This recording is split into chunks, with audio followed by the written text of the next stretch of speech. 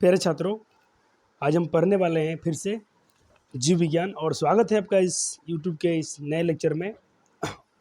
आपको वीडियो पसंद आता है तो लाइक और कमेंट जरूर कर देना। अंत में अभी देखेंगे आप, जब पसंद आए तब भी। तो जो भी नए छात्र हैं आपसे वो विनती होगी कि वीडियो जरूर देखिएगा, लेक्चर जरूर देखेंगे। अगर मेरे वीडियो आपको पसंद आते हैं तो आप सारे वीडियो को आप नोट्स बनाते चलेंगे। जितने लेक्चर दिए गए हैं आप सारे के नोट्स आपको रेडी रखने हैं, क्योंकि आपको रिविज़न में नोट्स ही सहायता करेंगे। तो हम लोग चैप्टर नंबर 2 पढ़ रहे थे, रिप्रोडक्शन फ्लावरिंग प्लांट्स, पुष्पी पादपों में लिंग जनन हम लोग पढ़ रहे थे। तो हमने लेक्चर नंबर कितना पढ़ लिया है, किसी को याद है तो थोड़ा अब बता दे तो अच्छा होगा। ऐसे मैं एक बार चेक कर लेता हूँ अपने नोट्स में।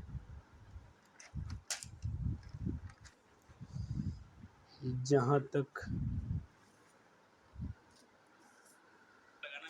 तो बच्चों हम लोग यहाँ तक पढ़ लिए थे, हमें याद आ गया। मैंने लेक्चर को दोबारा ओपन करके दूसरे सेट पे देखा। हम न्यूक्लियस वाले हमने पढ़ लिया। जैसे एक बार मैं शुरू सबको याद दिला दूं कि हम लोग लास्ट टॉपिक में क्या थे। जैसे मैंने बताया कि जो ओव्यूल होते हैं दो टाइप्स के होते हैं, एक होते हैं ऑर्थोट्रोपस और एक होते हैं एनाट्रोपस। तो हम लोग एनसीईआरटी के हिसाब से एनाट्रोपस के बारे में पढ़ते हैं। और एनाट्रोपस में हमने क्या पढ़ा था, जो ओव्यूल के कुछ स्ट्रक्चर थे इसको पढ़ा था हमने, ठीक है। अगर देखो, अगर माइक्रोपाइल ऊपर है तो बीज भी वहीं पर क्या बनेगा, एक सेल वहीं बनेंगे, ऐसे याद रखना है। अगर माइक्रोपाइल ऊपर है चलेजा नीचे रहेगा, ठीक है, ठीक है। और ये तो अपने पढ़ लिया था, बिल्कुल पढ़ लिया था, इसको अपने अच्छे से पढ़ा, रिवीजन भी किया होगा। आपको दोबारा भी ऑफलाइन में रिवीजन करा दिया गया, तो उसके लिए आपको टेंशन की जरूरत नहीं है। चलो, उसके बाद हमने क्या पढ़ा था, मैंने आपको व्यूल के बारे में थोड़ा पढ़ा था। व्यूल के बारे में पढ़ा था कि प्रायः अकेले मेगास्पोर मदर सेल से बीजांडकाय यानी न्यूसेलस बीजांडद्वारी द्वारा क्षेत्र में अलग हो जाते हैं, ठीक है। उसके बाद क्या होता है, न्यूसेलस की एक सेल बड़ी हो जाती है और माइक्रोपाइलर की तरफ जाती है, और यह व्यवहार करने लगती है किसी तरह, मदर मेगा स्पोर सेल की तरह करने लगती है। यानी एक गुरु बीजाणु कोशिका की तरह वो क्या करने लगती है, व्यवहार करने लगती है। तो इसको मैंने शॉर्टकट में लिखा है एमएमसी। एक बड़ी कोशिका होती है जिसके पास क्या होते हैं, एक सघन साइटोप्लाज्म होते हैं, ठीक है। और इसमें क्या होते हैं, सुस्पष्ट केंद्रक होते हैं, जिसे हम लोग क्या बोलते हैं, प्रोमिनेंट न्यूक्लियस बोलते हैं, ठीक है। बहुत बड़ा दिखता है आपको, इसका न्यूक्लियस एक बड़ा है, आपको पूरा क्लियर दिख जाता है। फिर अब जब एनसीईआरटी रीड करेंगे तो आपको मजा आएगा। और मैंने बोला कि यह एक लाइन में 4 बनते हैं, एक लाइन में 4 बनते हैं, इसीलिए इनके क्या बोलते हैं, लीनियर टेट्राड बोलते हैं। जिसमें देखो चारों में से एक फंक्शन करेगा, 3 क्या हो जाएंगे, डिजेनरेट हो जाएंगे। 4 बने थे ना माइक्रोपाइलर में, 4 बने थे माइक्रोपाइलर पर, जिसमें से एक क्या करेगा, सेल एक्टिव रहेगा, और बाकी 3 क्या हो जाएंगे, निष्क्रिय हो जाएंगे, डिजेनरेट हो जाएंगे। हमने यहाँ तक पढ़ा था। आज बच्चों हम लोग थोड़ा आगे चलते हैं अपने नोट्स को ही। मैं पहले ये नोट्स नहीं, जैसे मान लो देखिए दूसरे टीचर क्या होते हैं, उनके पास क्या होता है, स्लाइड होता है, तो डिजिटल बोर्ड पे आते हैं, आपको पढ़ाते हैं। उनके पास भी ऐसा ही स्लाइड लिखा रहता है। अब हम लोग के पास क्या है, उतना बजट नहीं है, तो हमने सिर्फ हाथ से ही लिख के लाया हूँ। लेकिन आपको फीलिंग बहुत मजा आएगा आपको पढ़ के। आपको साथ में मैं एनसीईआरटी भी करा दूंगा, तो टेंशन की जरूरत नहीं है। जैसे मैंने बताया, जैसे एक ओव्यूल जो होता है क्या होता है, डिप्लॉयड होते हैं। उसमें से एक मेगास्पोर मदर सेल क्या करता है भाई, अलग हो जाता है। और उसके क्या मान लो जी, अलग होकर क्या करता है, देखो इसमें से ये था, ये इसमें से एक अलग हो गया, इसमें 4 थे, एक अलग हो गया। और इसका होगा माइटोटिक डिवीजन होगा, या मियोसिस यानी अर्धसूत्री विभाजन होगा। और आपको पता है कि ये 2 फेज में होता है, तो एक से पहले 2 बनने होंगे, दूसरा फेज में आकर 4 बन गया, ठीक है। अब इसमें से 3 तो क्या हो जाएंगे, निष्क्रिय हो जाएंगे। एक जो होगा अपना काम करेगा, इसमें से एक करेगा। तो आपसे एक क्वेश्चन ऐसे पूछा जा रहा है कि how many meiosis required to form 1 pollen tetrad. एक पोलन टेट्राड बनाने के लिए कितने मियोसिस की आवश्यकता होगी। तो आपको पता है कि एक मियोसिस की आवश्यकता होती है, क्योंकि एक से ही 4 बन जाते हैं, या 2 बनाओ या 3 बनाओ, एक की ही जरूरत पड़ेगी। चलो यहाँ पर देखो, जैसे मान लो कि एक क्या है, मेरे पास एमएमसी है,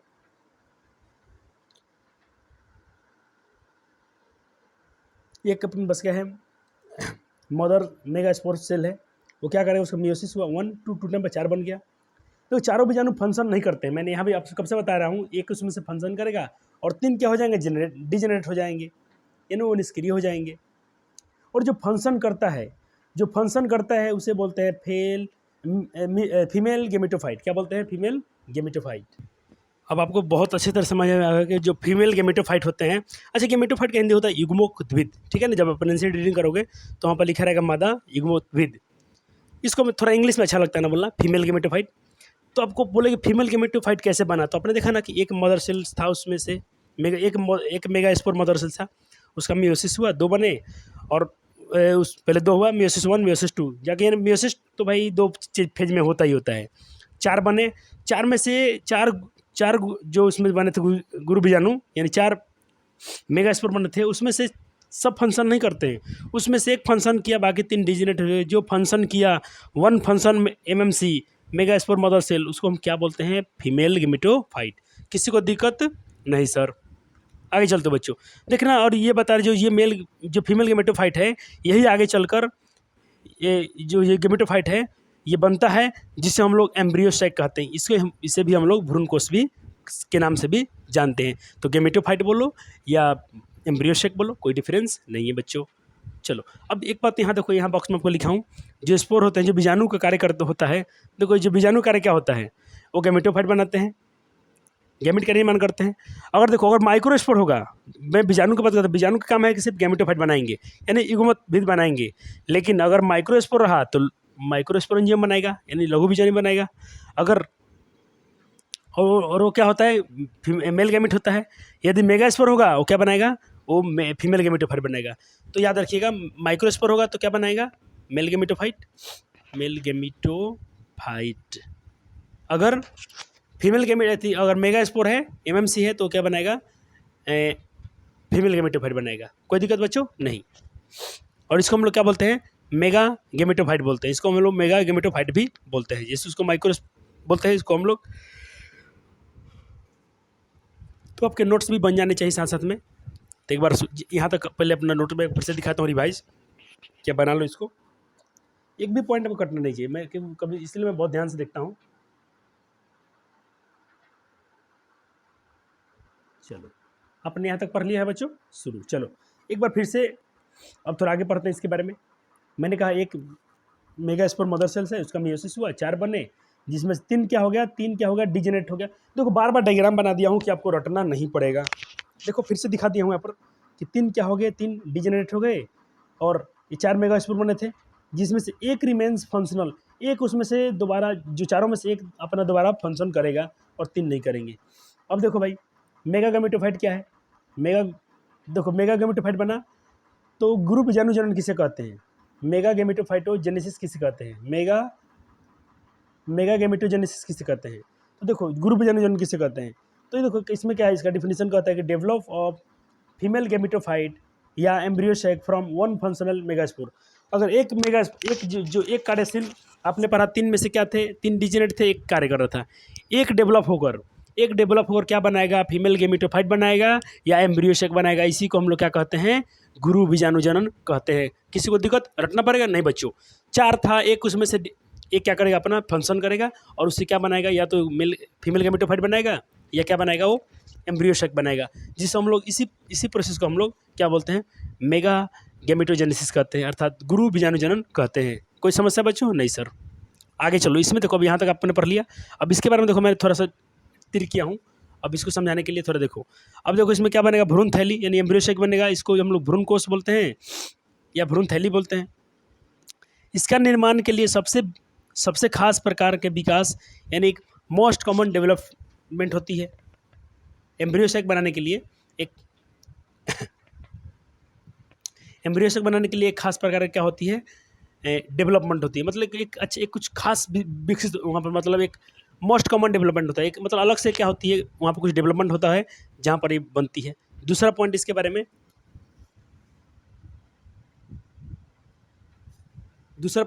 बच्चों, जो एम्ब्रियो सैक होता है, भ्रूण कोष होता है, ये क्या होते हैं, मोनोस्पोरिक डेवलपमेंट कहलाता है। अच्छा, क्यों मोनोस्पोरिक क्यों कहलाया, तो देखो बच्चों, इसमें क्या थे, 4 थे। 4 में से कितना डेवलप हो रहा है, एक ही हो रहा है ना। तो एक को तो मोनो बोलते हैं, मोनो मतलब सिंगल होता है, डाई मतलब 2 होता है, बाई मतलब 2 होता है, ठीक है, टेट्राड मतलब 4 होता है। तो एक हो रहा था ना, एक का डेवलपमेंट हो रहा है, इसीलिए इसको हम लोग क्या बोलते हैं, इसे हम लोग एक है, इसीलिए हम इसको बोलते हैं मोनोस्पोरिक डेवलपमेंट, क्योंकि एक का ही उसमें डेवलपमेंट हो रहा है। अब देखो बच्चों, ऐसे विकास देखो, और जो ये डेवलपमेंट होता है ना, 80% एंजियोस्पर्म में होता है, मतलब 20% को छोड़ दो तो 100% में 80% जितने एम्ब्रियो एंजियोस्पर्म होते हैं, आवृत बीजी प्लांट होते हैं, उनमें क्या होता है ये डेवलपमेंट होता है, जिसमें एक ही स्पोर का होगा, तीन उसमें डिजेनरेट हो जाते हैं। ये 80% में होता है, इसीलिए हम लोग इसको पढ़ते हैं। अब यहाँ पर बोला कि चित्र 2.8 का और का स्टडी कीजिए। अब मैं आपको चलो एक डायग्राम को स्टडी करा देता हूँ। अब डायग्राम बनाना बच्चों बहुत अच्छा रहेगा। तो चित्र 2.8 की हम लोग बात करने वाले हैं।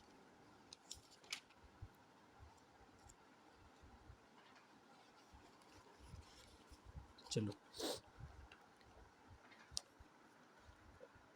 अच्छा, अब कैसे पहचानो कि एनाट्रोपस है क्या ऑर्थोट्रोपस है? तो मैंने बताया कि देखो, अगर माइक्रोपाइल के पास देखो इसका ध्यान देना, अगर माइक्रोपाइल के पास क्या होगा, न्यूक्लियस होगा, तो अब समझ लेना कि ये क्या है। यहाँ नहीं, यहाँ से मालूम चलेगा। इधर देखो, ये देखो, आपको ऑर्थोट्रोपस है कि एनाट्रोपस है पकड़ने का एक बेहतरीन तरीका है। अगर देखो फनिकल जो होगा वो क्या होगा, माइक्रोपाइल का, यानी बीजाणु द्वार। अगर बीजाणु द्वार के पास फनिकल होगा, यानी इसको हम लोग फिनिकल बोलते हैं, ये होगा, तो समझ लेना कि ये क्या है, ये एनाट्रोपस है। सेम यही डायग्राम बना दूँ, सिर्फ फनिकल को मैं उठाकर यहाँ पर चैलेजा के पास रख दूँ। देखो कैलेजा लिखा है ना, इसको हम लोग चैलेजा ही बोलते हैं, चैलेजा। तो कैलेजा इसको लिखा है, तो कैलेजा कहो, इंग्लिश में चैलेजा पढ़ते हैं। चैलेजल एंड जो होता है, अगर यहाँ पर माइक्रोपाइल के पास अगर चैलेजा के पास ये फनिकल आ जाएगा, तो समझ लेना कि क्या है, ऑर्थोट्रोपस है। तो ऑर्थोट्रोपस में एनाट्रोपस में एक थोड़ा सा डिफरेंस है। लेकिन आपको क्या पढ़ना, मुझे चित्र 2.8 ये जो हम लोग पढ़ने वाले हैं, इसी डायग्राम को थोड़ा स्टडी कराना है, थोड़ा समझा देते हैं और देख लो। देखो यहाँ पर क्या माइक्रोपाइल, जो ऊपर का निशान दिया है माइक्रोपाइल है, ठीक है, एक माइक्रोपाइल है। इससे मियोसिस 1 हुआ, तो कितने बन जाएंगे इसमें, 2 बनेंगे ना बच्चों। इसका जब इसका मियोसिस हुआ था, तो देखना एक क्या बना है, यहाँ पर बना एक, तो गुरु बीजाणु द्वितीयक यानी मेगास्पोर डायड बना, 2 बन गया, एक था तो 2 बन गया बच्चों। हाँ सर, फिर मियोसिस 2 होगा। अब जब मियोसिस 2 होगा इसका, तो ये देखना इसमें 4 बन जाएगा, 1 2 3 4 बने कि नहीं बन गया बच्चों, यानी टेट्राड बन गया ना, मेगास्पोर टेट्राड बन गया, टेट्राड बन गया। तो ये डायग्राम बना लो तो अच्छा है। एक यहाँ भी इसको दिखाया है, यहाँ भी। जैसे मान लो कि इस डायग्राम में थोड़ा अध्ययन करो बच्चों। मान लो कि यहाँ पर एक क्या था, एक फंक्शनल मेगास्पोर था, ठीक है। इसको हम लोग क्या बोलेंगे, मेगास्पोर टुवार्ड्स चैलेजा के पास है ये, ठीक है। इसका होगा तो यहाँ भी 2 बना, 1 से 2 बना मियोसिस 1, मियोसिस 2 हुआ तो 4 बना। तो देखो इसमें, लेकिन इसमें क्या थोड़ा दिक्कत है, देखो ना, यहाँ पर मैं FND MD के लिखा हूँ, देखो फ्री न्यूक्लियस मेगास्पोर डिवीजन। तो देखो ये डायग्राम आपको पढ़ाने से पहले बच्चे थोड़ा मैं नोट्स पढ़ाता हूँ, आपको ये सब बातें चल जाएगा कि मैं शॉर्ट में क्या लिखा हूँ, फ्री न्यूक्लियर मियोसिस डिवीजन जो हुआ है। तो देखो इसमें क्या होता है ना, इसमें सिर्फ किसका डिवीजन होता है, तो यहाँ पर लिखा हूँ सिर्फ फ्री न्यूक्लियर डिवीजन का मतलब होता है, इसलिए कहते हैं इसको क्योंकि अभी सेल वाल नहीं बना है और डिवीजन हो रहा है। तो देखो इसको मैं थोड़ा आपको नोट से पढ़ा दूँ। मैंने आपको ये डायग्राम दिखा दिया बच्चों, अब डायग्राम का स्टडी भी करा देंगे। आप थोड़ा मैं समझाया कि माइक्रोपाइलर किधर है, ये आपको बताया अभी जस्ट। उसमें सिर्फ आपका मैं आपको नहीं पढ़ाया हूँ, सिर्फ नंबर जो था उसमें का उसका स्टडी करा दिया आपको। जो में 3 डायग्राम थे, ये तीनों को नीचे बना लेना है, इसके नीचे ये वाले जो नाम लिख दिया हूँ लिख लेना। मैं इसका स्टडी आपको करा दिया, अब इसका जस्ट कराऊंगा नीचे वाले का, इसका स्टडी कराने वाला हूँ। तो पहले आपको नोट्स पढ़ा दूँ, फिर लास्ट में NCERT हम लोग एक बार 1 शॉट रिवीजन कर लेंगे, एक बार स्टडी कर लेंगे, हो जाएगा। पहले मैंने बोला कि मोनोस्पोरिक कहने का मतलब क्या हुआ, मैंने मोनोस्पोरिक क्यों बोला था। तो बच्चे आँख बंद कर क्या कहोगे, सर 4 था, 4 में से एक 4 मेगास्पोर बने थे, जिसमें से 3 क्या हो गए, डिजेनरेट हो गए थे, और एक क्या कर रहा था, फंक्शन कर रहा था, एक उसमें से कार्यशील था, और बाकी 3 तो निष्क्रिय थे, और एक का ही डेवलपमेंट हो रहा था ना, इसीलिए इसको क्या बोलते हैं, मोनोस्पोरिक। एक ही स्पोर मतलब बीज, एक ही मतलब स्पोर का डेवलपमेंट हो रहा है। चलो, अधिकांशतः मैं बोला हूँ कि अधिकांशतः ऐसा ही होता है, इसीलिए इसे हम लोग पॉलीगॉन टाइप ऑफ एम्ब्रियोसेक भी कहते हैं, यानी बहुभुज प्रकार का जनन भी कहते हैं इसका, ठीक है बच्चों। चलो अब दूसरा देखो, मान लो एक क्या है आपके पास, MMC है, बार बार मैं MMC लिखता हूँ तब समझ लेंगे कि मैं मेगास्पोर की बात कर रहा हूँ, मेगास्पोर मदर सेल्स की बात कर रहा हूँ मैं। इसका मियोसिस हुआ, 4 बना, ठीक है बच्चों। ऊपर मैं दिखाया हूँ माइक्रोपाइलर, इसको मैं दिखा रहा हूँ, मान लो इसको मैं दिखा रहा हूँ माइक्रोपाइलर, और इसको नीचे वाले को मैं दिखा रहा हूँ चैलेजा। चलेजल दिखा रहा हूँ, ठीक है। अगर माइक्रोपाइलर, इसको हिंदी बीजाणु द्वार होता है, चलेजल का पढ़ते हैं। चलेजल का हिंदी तो बस यही होता है, या निभा क्या दिया है इसका हिंदी मैं बता रहा हूँ,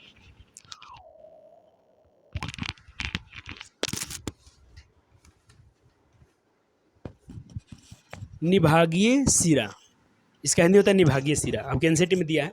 चलो अब देखो, हो गया बच्चों, 4 बने थे, ठीक है सर। 3 क्या है, डिजेनेरेट हैं, एक अलग है, ठीक है। और ये चलेजल, देखो चलेजल के पास जो होगा मेगास्पोर जो होगा रिमेन फंक्शन, ये वाला फंक्शन करेगा, ऊपर वाले जो माइक्रोपाइलर के पास होंगे वो फंक्शन नहीं करेंगे। चलो चलेजल यानी मेगास्पोर रिमेन्स फंक्शन, एक फंक्शन करेगा, और फर्दर इसका क्या होगा, डिवीजन होगा यानी मियोसिस होगा। और क्या बना देगा ये बच्चों, ये बना देगा फीमेल गेमेटोफाइट बनाता था कि नहीं बनाता था। तो कुछ बच्चों सर सवाल है कि इसका आंसर क्वेश्चन क्यों नहीं लिखवाते हैं बच्चों, इसमें आंसर क्वेश्चन आपसे बाद में कराए जाएंगे, जैसे पहले अपने एनसीईआरटी खत्म हो जाना दो, लास्ट में इसका हम लोग आंसर क्वेश्चन करेंगे। अभी तो आपका चैप्टर ही बहुत बाकी है। अभी उसको मैथ में क्या करते हो, पूरा आप सीखते हो तब ना मैथमेटिक्स सॉल्व करते हो। तो इसमें भी बायोलॉजी के समय टर्म है, सारे टर्म आपके कंसेप्ट क्लियर हो जाएंगे। तो क्वेश्चन आंसर कोई बड़ी चीज़ नहीं है, क्वेश्चन आंसर तो खुद अपने से भी लिख सकते हो। अब बाद में सब क्वेश्चन आंसर करेंगे हम अभ्यास वाले, तो इसके लिए आप चिंता मत करो आप। और इसमें देखो ना, वही तो सब पूछा है, एक अवैध बीजी पुष्प के अंगों का नाम बताएं, ठीक है। और उसका मादा गेमेटोफाइट यानी फीमेल गेमेटोफाइट का डेवलपमेंट कैसे होता है बताओ, तो नहीं बता पाएगा अब। तो यही तो बात है, जब पूरा नहीं पढ़ोगे तो उसको तुम नहीं कर पाते थे, नहीं कर पाओगे। चलो ठीक है बच्चों, चलो अब देखो मैंने बताया कि मेगास्पोर जो था, मेगास्पोरोजेनेसिस क्या होता है। तो देखो इसमें मेगास्पोरोजेनेसिस क्या होता है, तो मान लो कि अगर चलेजल एंड है, ठीक है, निभागीय सिरा है, और यहाँ से यहाँ तक गेम बनने की प्रक्रिया, यानी चलेजल एंड से मतलब एक जो जिसका फंक्शनल सेल था वो क्या करेगा, फीमेल गेमेटोफाइट बनाएगा। तो यहाँ से यहाँ तक की जो प्रक्रिया है, प्रोसेस जो होता है, वो क्या कहलाता है, मेगा गेमेटोजेनेसिस कहलाता है, ठीक है, गुरु बीजाणु जनन कहलाता है। मोनोस्पोरिक कहने का मतलब बता दिया, एक ही बीजाणु जनन मेगास्पोर से क्या होते हैं, फीमेल गेमेटोफाइट का निर्माण होता है। फीमेल गेमेटोफाइट कितने से होता है, एक ही गुरु बीजाणु से, एक ही मेगास्पोर से वो हो जाता है, इसीलिए इसे हम लोग मोनोस्पोरिक डेवलपमेंट कहते हैं। ठीक है बच्चों, हाँ सर, कोई हमको तो कोई समस्या नहीं लगा, मेरे बच्चे बहुत खुश होंगे इस पढ़ाई से। देखना आपके जो क्लास साथी वाले होंगे बहुत रटते हैं, 12th इतना आसान यार 12th पढ़ना बच्चों का काम नहीं है। एडमिशन करा लो और ना पढ़ो पास हो जाओ अलग बात है, नॉलेज अलग बात होती है। चलो एक मैंने क्या लिया यहाँ पर, मान लो एक मेरा क्या है, बस एक मैंने सेल लिया है, नीचे मैंने क्या दिखाया है, सी चलेजा, और ऊपर क्या दिखाऊँ, माइक्रोपाइलर दिखाया हूँ, यानी बीजाणु द्वारा दिखाया हूँ, और चलेजा को नीचे दिखा रहा हूँ, ठीक है। एन लिखा हूँ मतलब हेप्लॉइड होता ही होता है, ठीक है।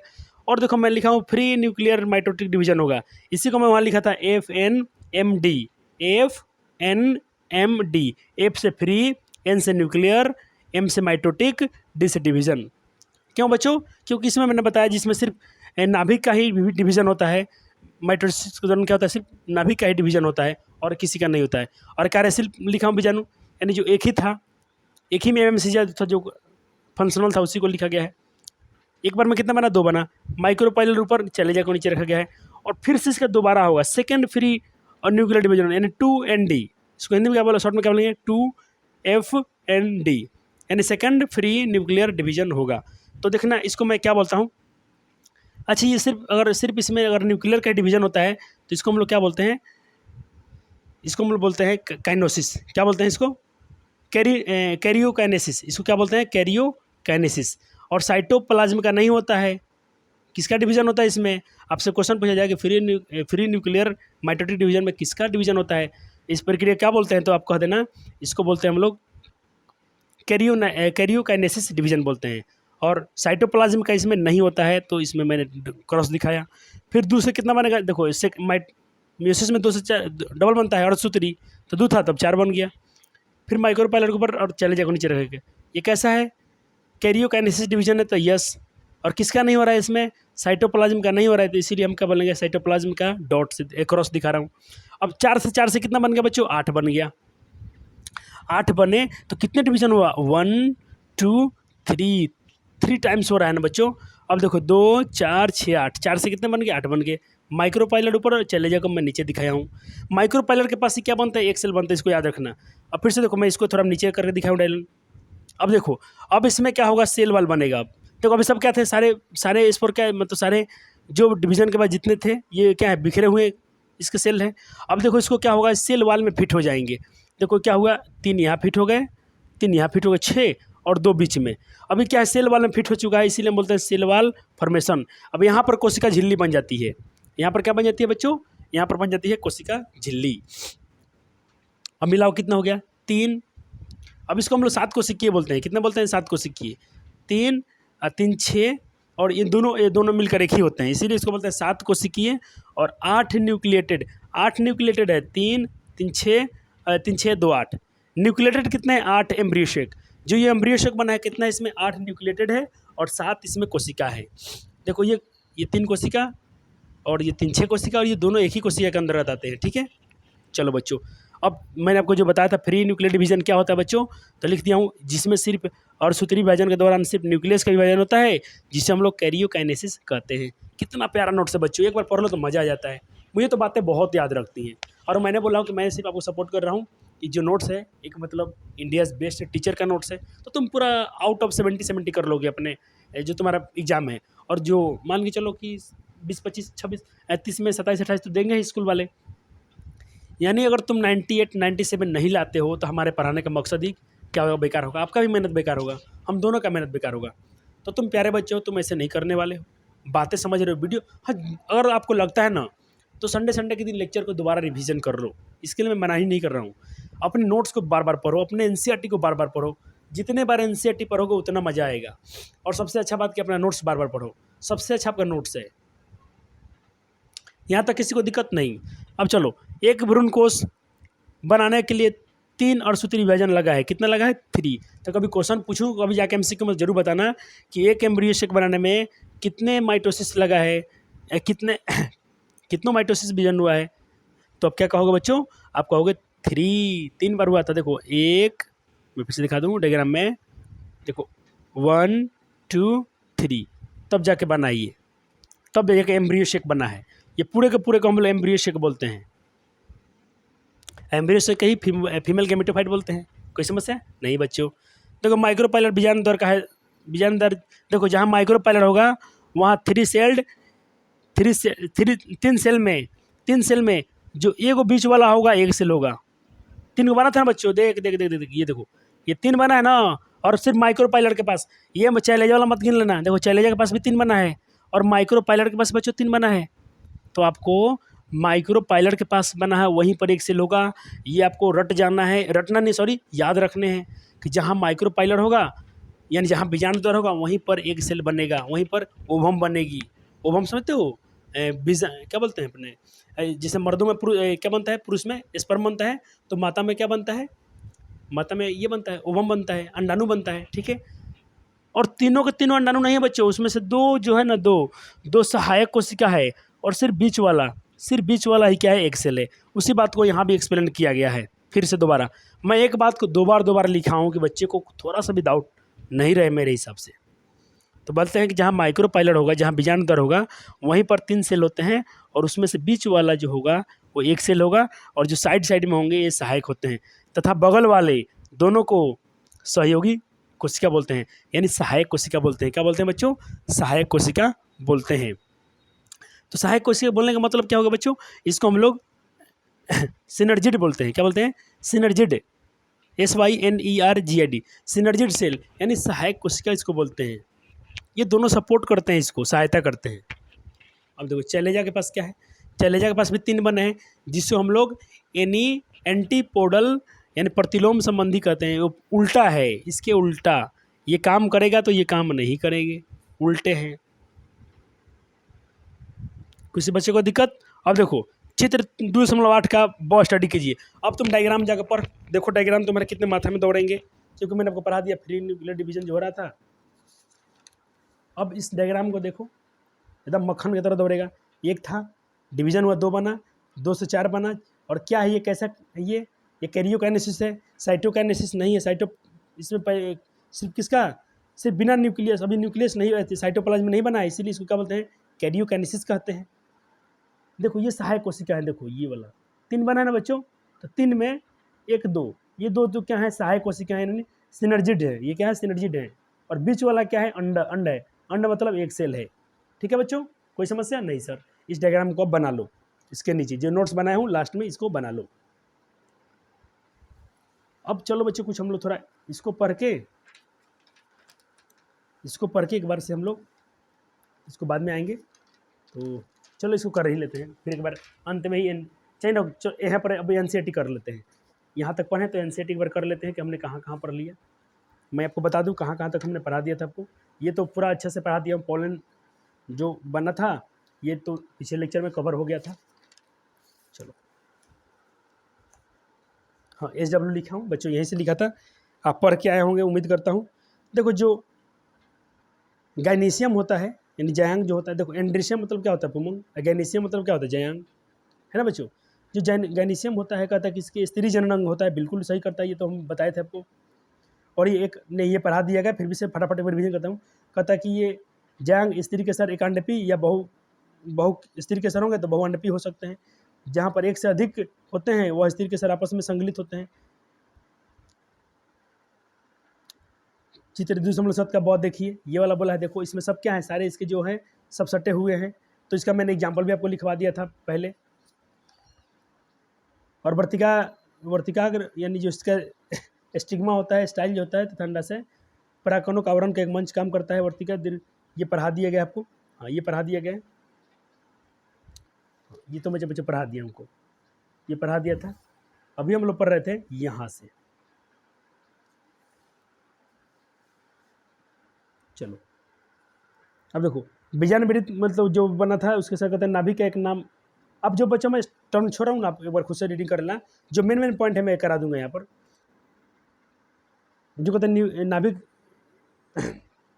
नाभिका नामक संगलित होता है, उसमें से यह एक बीजाणुवृत्त के संधि बिंदु का प्रतिनिधित्व करती है। प्रत्येक बीजाणु में एक या दो से अधिक अध्यावरण नामक संरक्षण का मतलब है क्या होता है, एक मतलब बोला था आपको पोटेंस, जो इसके जो ये कवर होते हैं, जो आवरण जो होते हैं लेयर, ये बाह्य जो हमने इसको इंटरगुमेंट बनते थे आवरण, ये बाहरी और अंतः ये दोनों क्या करते हैं, प्रोटेक्शन करते हैं, सुरक्षा करने के लिए होते हैं। चलो सुरक्षा करते हैं बच्चों, ठीक है। कहते बीजाणुद्वारी सिरे यानी बीजाणुद्वारी मतलब माइक्रोपाइलर के ठीक विपरीत उसके नीचे चैलेजा होता है जिसे हम निभाग बोलते हैं। अगर मान लो ये माइक्रोपाइलर है तो नीचे क्या होगा, चैलेजा होगा, बिल्कुल इसके उल्टा होता है, नीचे होता है उल्टा। फिर कहते हैं यहाँ पर कि अध्यावारणी से घिरा हुआ कोशिकाओं का एक पुंज होता है जिसे हम लोग बीजांडकाएं यानी जिसे हम लोग न्यूसेलस कहते हैं। ये रहा आपका न्यूसेलस, बीजांडकाएं कहा गया, बीजांडकाएं ये वाला।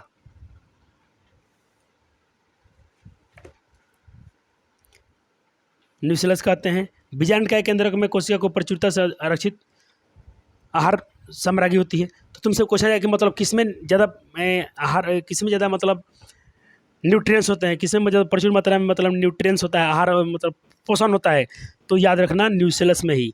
न्यूसेलस में क्या होता है, अधिक मात्रा में प्रोटीन मतलब पोषक आहार तत्व होते हैं, समझ लेना।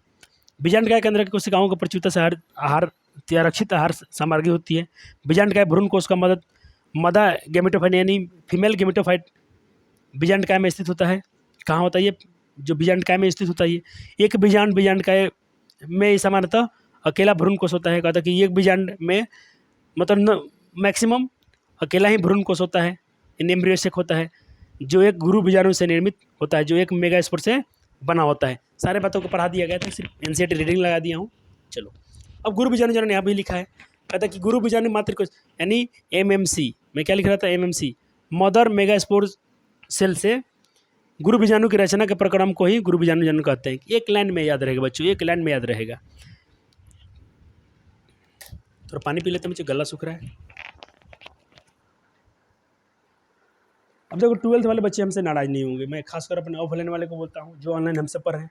आप लोग कहते हो सर बाकी विषय आप क्यों नहीं करा रहे हैं, तो हिंदी तो आपको बहुत पहले पढ़ा दिया गया था, हिंदी अपने से भी पढ़ सकते हो।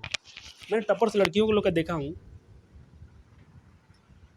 इंटरव्यू में एक जो कोई लड़की थी जो इस बार क्या नाम, उसका नाम याद नहीं आ रहा है, टॉप की थी पूरा साइंस में, उसने बोला कि मैंने हिंदी घर पे पढ़ा है और बहुत अच्छा 98 नंबर लाई थी वो हिंदी में। आपको तो बच्चों पढ़ाया गया है, समझो आपको पढ़ा दिया गया है, फिर आप खुद से जब पढ़ो तो आपको तो कितना अच्छा इसको करोगे। कोई बच्चा खुद से पढ़ के उतना कर लेता है, आपको पढ़ाया गया है, नहीं सपोर्ट दिया गया है, फिर नोट्स भी बनवा दिए गए हैं, आपको तो और अच्छे मार्क्स आ जाएंगे ना। और थोड़ा सा मेहनत करते हो तो मेहनत करना बच्चों, मेहनत करने के लिए पूरा उम्र नहीं बचा है। बस ये जो आखिरी का चल रहे हैं 5-6 महीना है, जम के पढ़ लो, देखना बहुत अच्छा होगा। जितना तुम सोचे हो उससे कुछ अच्छा होगा, क्योंकि मैं इस बार आपको सपोर्ट कर रहा हूँ, खासकर बायोलॉजी में, जहाँ बच्चे पिछले साल रो रहे थे, आपको रोना नहीं पड़ेगा।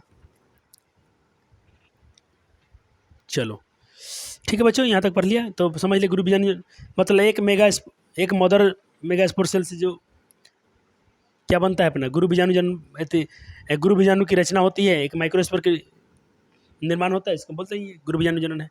अब इसमें कहते हैं भाई सारा बात पढ़ा दिया हूँ, इसमें से देखो अकेले उसमें से एक ही कहता कि एक अकेले गुरु बीजाणु मातृ कोशिका से बीजांड का या बीजाणु क्षेत्र से अलग हो जाता है।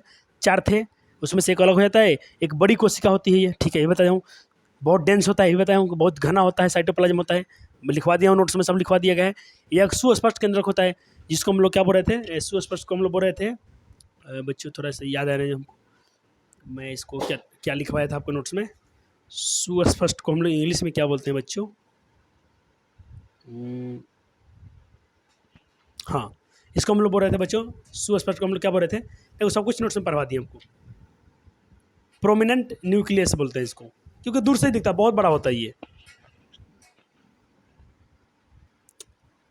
कहता गुरु बीजाणु जो होता है मतलब मेगास्पोर जो एमएमसी जो होता है वो माइटोसिस यानी अर्धसूत्रीय विभाजन के द्वारा से गुजरता है। और गुरु बीजाणु कोशिका का मातृ कोशिका का अर्ध विभाजन से गुजरने को क्या महत्व है। अच्छा, इसका क्या महत्व होता है पूछा है, ये जो इसका मियोसिस होता है, चार बनते हैं, 4 से 8 बनता है, इसका क्या महत्व है तुमसे पूछा है। तो महत्व आपको दिखाया था बच्चों, क्योंकि उसमें क्या होता है, काइनेसिस होता है, साइटोप्लाज्म नहीं होता, इसीलिए। और सूत्री विभाजन के परिणाम के स्वरूप गुरु बीजाणु का उत्पादन चार बनते थे। हाँ बच्चों, उत्पादन होता है, चित्र 2.8 में आप दे सकते हो, बोला गया है।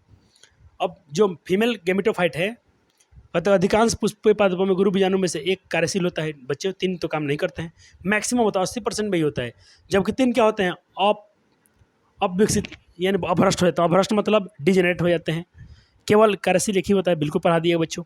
अब तुम इस सारे टर्म को पढ़ो ना एक बार, तो फिर आपको मैं दिखाया, तो जो पहला जब मियोसिस कितना बना था, 2 बना था बच्चों, दूसरा बार हुआ तो कितना बना था, 4 बन गया था। जब थर्ड बार हुआ तो कितने 8 न्यूक्लियड बन गए थे ना बच्चों। तो भ्रूण कोश की संरचना करते हैं, यहाँ पर भ्रूण कोश की और एम्ब्रियो सेक बन रहा था, नहीं लास्ट में जाकर एम्ब्रियो सेक बन रहा था बच्चों। देखो कितना एनसीईआरटी आपको अच्छा लग रहा है पढ़ने में। कहते जो ये 8 न्यूक्लियड चरण के पश्चात कोशिका भित्ति की नींव पड़ जाती है, अब वहाँ पर सेल वाल बन जाता है। अब सेल वाल की नींव पड़ जाती है, अब सेल वाल बनना शुरू हो जाता है। इसीलिए पहले नहीं बना था, इसीलिए हम क्या बोलते थे, कैरियोकाइनेसिस बोलते थे, क्योंकि वहाँ पर सेल वाल नहीं बना था। अब सेल वाल बन जाता है, अब यहाँ पर साइटोप्लाज्म, अब ये बन जाएगा। यहाँ पर जो विशिष्ट जो क्या बोलते हैं टाइपिकली, यानी फीमेल गेमेटोफाइट या एम्ब्रियोसेक के गठन के रूप लेती है, इसी को फीमेल गेमेटोफाइट को ही एम्ब्रियोसेक कहते हैं। अब 8 से 6 न्यूक्लियाई भित्ति कोशिकाओं से घिर जाती है, 8 को में से 6 को तो घिर जाती है, 3 को ऊपर 3 को नीचे, और 2 को तो बीच में रहता है बेचारा, जो घिर जाती है। और कोशिकाओं के संयोजन में रहते हैं शेष 2 बचे न्यूक्लियाई ध्रुवीय, यानी इसको हम लोग पोलर न्यूक्लियाई बोलते हैं। क्या बोलते हैं बच्चों, पोलर न्यूक्लियाई बोलते हैं। और जो अंडप के नीचे केंद्रीय कोशिका में स्थित होती है, यानी जो एक सेंटर में होता है, इसे हम लोग सेंटर कोशिका में स्थित होता है। तो जितना नोट्स पढ़ा है आपको बच्चों, थोड़ा ही पढ़ाता हूँ, क्योंकि और अगले लेक्चर में हम इसको लपेटेंगे पोलन ग्रेन को, बहुत मस्त मज़ा आएगा आपको। हो सकता है 3 से 4-5 लेक्चर और आ जाए मेरे चैप्टर को गर्दा हो जाए, मुझे तो मज़ा आता है पढ़ाने में। हमको तो खुशी होती है कि मैं बहुत अच्छा पढ़ा रहा हूँ, क्योंकि हम लोग के समय इतना अच्छा हमको नहीं पढ़ाया जाता था। तुम लोग का जनरेशन बहुत अच्छा है, अच्छे टीचर ऑनलाइन पढ़ाते हैं, वहाँ से तुम बहुत कुछ सीख जाते हो। इतना आसान हम लोग में नहीं था। पैसा है तो पढ़ पाओगे, पैसा नहीं तो नहीं पढ़ पाते तुम लोग। अब बता, भ्रूण कोश के अंदर कोशिकाओं का वितरण विशेषतापूर्ण होता है। बीजन द्वारे सिरे पर 3 कोशिकाएं चल जाती थी, मैं दिखाया, जो अंडाकार समुच्च का निर्माण करती हैं। और समुच्च इस अंडप में एक अंडक था, और 2 क्या थे, 2 उसमें से था सहायक कोशिका थी, एक बीच वाला अंडक था, और 2 को क्या था, सहायक था। दिखा था ना वो डायग्राम में, मुझे बताया था आपको। तथा अंड कोशिका निहित होती है बीजन द्वारी छोड़ के, दोनों बाद समुच्च को समुच्च कहते हैं। और एक विशेष सहायक कोशिका स्थूलन होने लगता है, जो सहायक पराग, और जो होता है ना दोनों दोनों, ये क्या जो उनके ऊपर एक मतलब देखिए जहाँ पर मतलब मैंने आपको ऐसा बताया, ये तो बीच ये 3 थे और 3 नीचे बने हैं, 1 2 3 और बीच 2 के बीच में है। सुनो बच्चों, बीच वाला क्या था, एक सेल है और 2 सहायक कोशिका है। इस सहायक कोशिका के ऊपर यहाँ पर एक संरचना होती है ऐसे ऐसे, ये संरचना होती है ना, जब पोलन ट्यूब बनता है ना तो वहाँ पर से हेल्प करता है, उसी बात को यहाँ पर लिखा गया है। अभी पढ़ाऊंगा, अपन नोट्स में है, अभी पढ़ाएंगे। और चलो ये तो बस बिल्कुल क्लियर हो गया, 8 बन गया था अंतिम में जाकर, और 7 को सीखिए।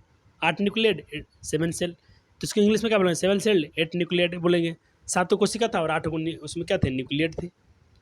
पोलन के बाद में पढ़ना, यहाँ तक पढ़ाई हो गया है, नोट्स में पूरा एनसीईआरटी पढ़ा दिया हूँ। अब अगले लेक्चर में इसको करना है, क्या बोलते हैं, ये अपना लेक्चर नंबर शायद 6 था ना, ये 7 आएगा अब, तो वहाँ से कराऊंगा इसको।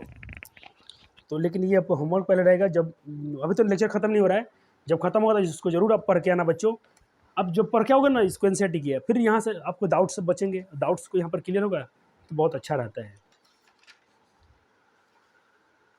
चलो, तो मैंने यहाँ तक आपको पूरा पढ़ा दिया बच्चों, इसका स्टडी तो करा दिया था बहुत पहले, इसका भी मैंने पूरा करा दिया, हाँ इसका मैंने करा दिया। चलो, यहाँ से आपको पढ़ाना था, अब यहाँ से पढ़ाना था, ठीक है, ये भी हो गया था, पढ़ा दिया था। हाँ, चित्र 2.8 का बॉक का स्टडी भी करा दिया बच्चों, हाँ ये पूरा करा दिया। अब चलो और रिवाइज कराते हैं फिर से एक बार। अब इनरट्रोपस और ऑर्थोट्रोपस में क्या डिफरेंस है, मैंने क्या बताया बच्चों, माइक्रोपाइलर के पास एक सेल होगा, माइक्रोपाइलर के पास ही हमेशा एक सेल बनता है, ये क्या कहलाता है, इनरट्रोपस। अब देखो ऑर्थोट्रोपस में क्या होता है, माइक्रोपाइलर के पास एक सेल हमेशा बनता है, लेकिन दोनों में अंतर क्या है बच्चों, दोनों में अंतर क्या है, दोनों में अंतर मैंने आपको क्या बताया था, फर्निकल और फ्यूनिकल देखे,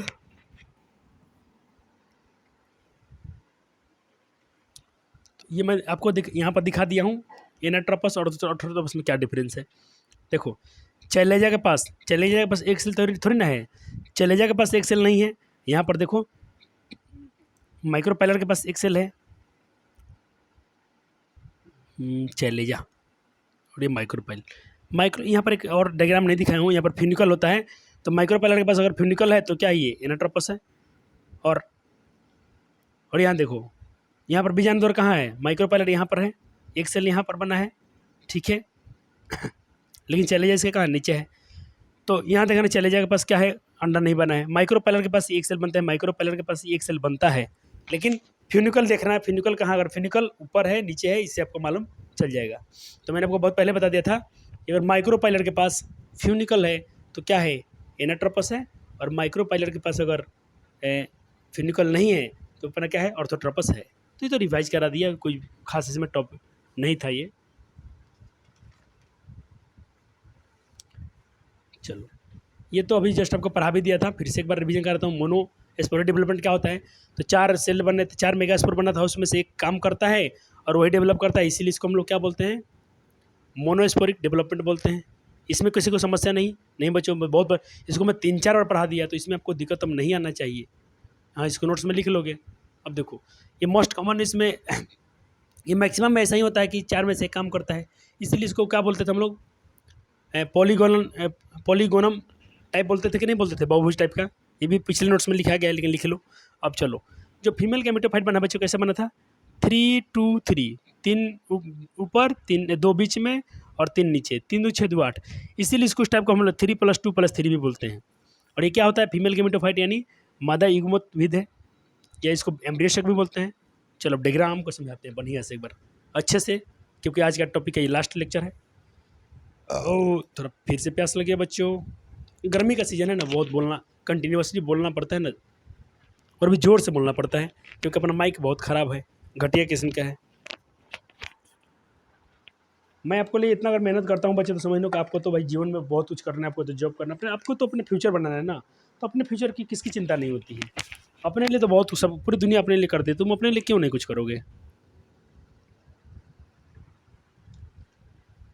जब तक डायग्राम बना लो तो मैं पानी पी लेता हूँ।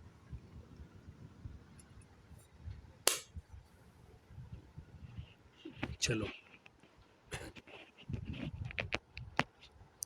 पूरा धुआं उड़ा देंगे इसका, एक भी टर्म नहीं छोड़ा जाएगा, पूरा फोड़ के हम लोग पढ़ेंगे। कि पूछ अब तुम कहाँ से पूछते हो बिहार बोर्ड। देखो मुझे कॉन्फिडेंस क्यों मिला बच्चों, जो क्लास 9th वाले क्लास 10th को इसमें पढ़ाया था 90 मतलब प्रैक्टिकल में नंबर कटा है फिर भी 90 नंबर आया है बच्चों का साइंस में 88 90। तुम समझो अगर प्रैक्टिकल में नंबर नहीं कटा तो मैं 92 तो लाया था, जबकि उन लोगों का कुछ एमसीक्यू गलत हो गया था, 2-3 क्वेश्चन गलत हो गए थे। आप अगर पूरा अच्छे से कर लेते हो ऑब्जेक्टिव तो आप तो बिल्कुल समझो ना कि कितना अच्छे स्कोर करने वाले हो। चलो अब चलो मैंने एक लाया है, एक मैं एम्ब्रियो शेक का बारे में आपको पढ़ा रहा हूँ। यहाँ पर 3 दिख रहे हैं आपको सेल, जो इसमें से बीच वाले को हम लोग क्या बोल रहे थे, एक बोल रहे थे अंडा बोल रहे थे, अंडा है ये, और उसको क्या बोलते हैं, वो क्या है, फीमेल गैमिट है। वो कैसा है, वो फीमेल गैमिट है, हाँ सर। और जो क्या थे, सहायक कोशिका थे, तो सहायक कोशिका को हम लोग और देखो सहायक कोशिका के ऊपर मैंने बताया आपसे कि ऐसी ऐसी संरचना होती है, इस संरचना को हम लोग बोलते हैं फिलीफॉर्म एपरेटस। एपरेटस मतलब कुछ उपकरण होते हैं, कुछ और मतलब सामान होता है, ऐसे समझ लो। वो क्या होता है, फिलीफॉर्म, ऐसा ऐसा ही है, ऐसा ऐसा है, ठीक है। तो इस संरचना को हम लोग क्या बोलते हैं बच्चों, फिलीफॉर्म एपरेटस। ये क्या करते हैं बच्चों, ये इनका जो सेल वाल होता है ना, ये सेलुलर होते हैं, मोटे होते हैं, थिक होते हैं, बहुत मोटे होते हैं। इससे क्या बेनिफिट है बच्चों, पोलन ट्यूब यानी पराग नली को निर्देशित, ये पराग मान लो ऊपर से पराग नली बन के आता है तो उसके लिए मतलब रास्ता दिखाते हैं, आओ इधर से रास्ता है, ये मतलब उसको ये तो अच्छा मान लो कि मैंने चुंबक से कुछ खींचते तो नहीं, उसको खींचने लगता है, मतलब किसी को इशारा करना, ये निर्देशित करने लगता है, गाइड करने लगता है, दिशा दिखाने लगता है किसको, पोलन ट्यूब का रास्ता बनने के लिए बहुत हेल्प ये कर रहा है। कहाँ पर है ये दोनों सहायक कोशिका के ऊपर है ये। और दोनों सहायक कोशिका को हम लोग क्या बोलते हैं बच्चों, सहायक कोशिका को हम लोग बोलते हैं, सहायक कोशिका बोले, सहायक कोशिका बोलो, इसको हम लोग सिनर्जिड सेल बोलते हैं। क्या बोलते हैं, सिनर्जिड सेल। अब देखो ये है सिनर्जिड सेल और ये क्या है, एग सेल। इन दोनों को मिलाकर बनता है, इसको हम लोग बोलते हैं एग अपरेटस। क्या बोलते हैं, एग अपरेटस। किसे बोलते हैं, ये तो माइक्रोपाइलर बच्चों में इसलिए लिखा हूँ कि ऊपर वाला हिस्सा है और नीचे में क्या लिखा हूँ, चैलेजल लिखा हूँ, ये चैलेजल है। मैंने क्या बोला, दो सिनर्जिड और ये इनको मिलाकर जो स्ट्रक्चर बनता है इनको हम लोग बोलते हैं एग एपरेटस। क्या बोलते हैं, अंड एपरेटस, ठीक है बच्चों। अच्छा इसका हिंदी क्या होता है एग एपरेटस का, थोड़ा सा रुक जाना बच्चों।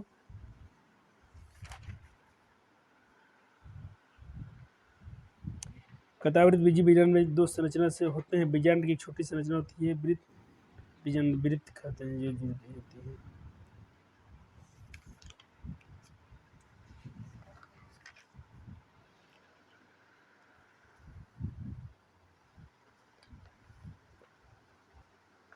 चलो इंग्लिश याद रखो, कौन फिर पढ़ेगा हिंदी के,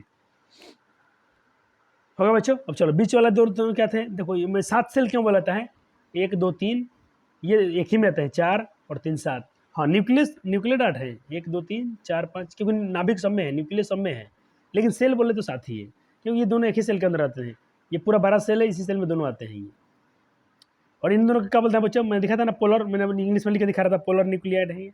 हाँ चलो, कहता है इसकी कोई वाल नहीं होती है, इनकी कोई वाल नहीं, देखो इसमें वाल है, ये लेयर है, लेयर में ये है, इसीलिए इनके पास सेल वाल है, इनके पास सेल वाल नहीं है। ये क्या है, ध्रुवीय नाभिक है। हाँ बच्चों, और ये क्या है बच्चों, चैलेजल है। तो किसी को दिक्कत हो रहा है क्या यहाँ तक, अब यहाँ तक आपको पढ़ा दिया हूँ तो अब क्या बोलना बच्चा, अब हमसे कोई शिकायत नहीं करेगा, यहाँ तक पूरा क्लियर है, पूरे आपको फील्ड में थी फीमेल के बारे में आपको पढ़ा दिया गया, मेल पढ़ा दिया गया। अब पोलिन और पोलिनेशन हम लोग पढ़ेंगे, पोलिनेशन क्या होता है। तो पोलिनेशन पढ़ने के लिए मैं आपको होमवर्क दिया हूँ। मेरे प्यारे जो बच्चे होंगे, देखो लेक्चर तो इतनी जल्दी आने वाला नहीं है। अब मेरा लेक्चर मान के चलो कम से कम 3-4 दिन लग जाएगा आने में, 3-4 दिन के पर एक लेक्चर अपना आएगा, इतना गारंटेड है। 3-4 दिन में एक लेक्चर डालूंगा, और ये समझो कि बाकी जो मैं आपको जो प्लेटफॉर्म से पढ़ रहे हो उससे मेरा अच्छा लेक्चर आ रहा है ना, इतने ज़्यादा कंटेंट उसमें, तो एक बात को बोलते हैं उसी को बार बार इंसान लिखता है, आपका समय खाता है। मैं ऐसा नहीं किया हूँ, हाँ मैं किसी चीज़ को दोबारा रिपीट भी किया हूँ तो आपके भलाई के लिए, मैं फालतू चीज़ को बार बार नहीं लिख रहा हूँ, नहीं समझा रहा हूँ, एक बार लिखना काफ़ी है। हाँ उसमें अगर टर्म अच्छा है तो उसको मैं बार बार यूज़ कर रहा हूँ। अब देखो यहाँ पर क्या लिखा है, एनसीईआरटी रीड करें, लेकिन हमने तो एनसीईआरटी पहले ही रीड करा दिया तो मेरा काम खत्म। अब संदेश कुमार जो मेरा छात्र है उसके विशेष डिमांड पर, सर ऑब्जेक्टिव कराइए, ले बच्चा तेरा इस बार ख्याल कर लिया हूँ, बहुत दिन से परेशान है एमसीक्यू के लिए। चलो कुछ खास और कुछ बहुत अच्छे प्रश्न लाए गए हैं आपके लिए। कहते हैं, चलो पहला क्वेश्चन है बच्चों कि जो माइक्रोस्पोर जो है इसका कवरिंग जो होता है, इंटेगुमेंट है, वो क्या कहलाता है। माइक्रोस्पोरोजेनिस जो होता है उसका इंटेगुमेंट जो होता है, उसका आवरण जो होता है कैसा होता है, वो पोलन से होता है कि बीजांड होता है कि ये होता है, बताओ जल्दी से। तो इसमें बच्चों को आपको टिक पहले से दिख रहा होगा, ये आपका आंसर है। ओव्यूल होता है, आपने पढ़ा भी था जब हम रीडिंग करा था एनसीईआरटी। एक बार अपने दिल में आंसर खोज के देखना आपके आंसर क्या कह रहा है। अब देखो, अब जो बताते हैं ओव्यूल, ओव्यूल में उपस्थित जो पोषक ऊतक, अभी मैं आपको बताऊँ पोषक ऊतक किसे कहते हैं, किसमें न्यूट्रिएंट्स रहते थे, किसमें मैं बोला था ना, तो आपने पढ़ा था न्यूक्लियस, आपने पढ़ा था ना बच्चों न्यूक्लियस। हाँ सर, अभी जस्ट कुछ देर पहले 2 मिनट पहले पढ़ाया था। चलो तीसरा क्वेश्चन बच्चों,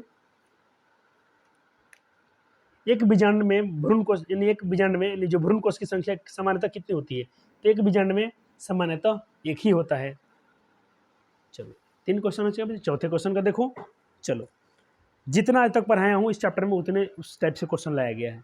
बीजांड काय जो होते हैं, जो क्या बोलते हैं, बीजांड काय बोलते हैं, न्यूक्लियस जो होते हैं, और फीमेल गेमेटोफाइट, इनकी पोलैरिटी क्या होती है, इनकी सूत्र लिंगता क्या होती है। तो देखो क्रमशः लिखा है ना, क्रमशः, तो पहले आप इसका खोजो कि न्यूक्लियस क्या होता है, हैप्लॉइड होता है कि डिप्लॉइड होता है। फिर फीमेल गेमेटोफाइट, तो फीमेल गेमेटोफाइट बच्चों जानते हो तुम क्या होता है, सारे गेमेटोफाइट क्या होते हैं, हैप्लॉइड होते हैं। तो हैप्लॉइड यहाँ है, हैप्लॉइड यहाँ नहीं है, तो ये तो गलत हो गया, क्योंकि दूसरा में हैप्लॉइड आना चाहिए। हैप्लॉइड है, हैप्लॉइड है, हैप्लॉइड नहीं है। तो ये दो, ये ऑप्शन और ये ऑप्शन गलत हो गए, और ये सही है तीनों। तो यहाँ पर हैप्लॉइड है, तो यही सही हो जाएगा, क्योंकि जो बीजांड जो होता है वो डिप्लॉइड होता है, और फीमेल गेमेटोफाइट क्या होता है, हैप्लॉइड होता है बच्चों। 5वां नंबर क्वेश्चन देखिएगा एक बार, आपसे क्वेश्चन पूछा है कि एक परिपक्व भ्रूण कोष में कितने केंद्रक कितने न्यूक्लियस हैं। इसमें कितने न्यूक्लियस है बच्चों, 1 2 3 8 न्यूक्लिएटेड, आपने पढ़ा था जस्ट 8 न्यूक्लिएटेड, और 7 सेल होते हैं इसमें। 6 नंबर देखने का पूछ रहा है कि जो मैच्योर एम्ब्रियोसेक है, सबसे बड़ी उसकी कोशिका कौन होती है। तो एंटीपोडल, सिनेजरिड, सेंट्रल, और एक है एग सेल। तो देखना इसमें सबसे बड़ा कौन होता है, सबसे बड़ा कौन होता है बच्चों, सबसे बड़ा आपको बताया गया था, ये होता है नीचे वाला, बीच वाला, ये सबसे क्या होता है, बड़ा होता है।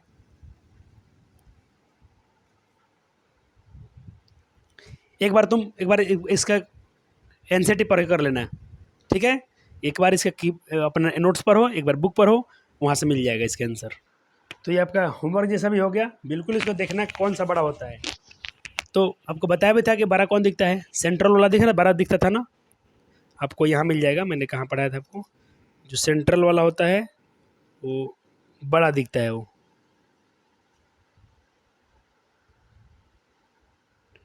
ये मिल जाएगा आपको न्यूक्लियस।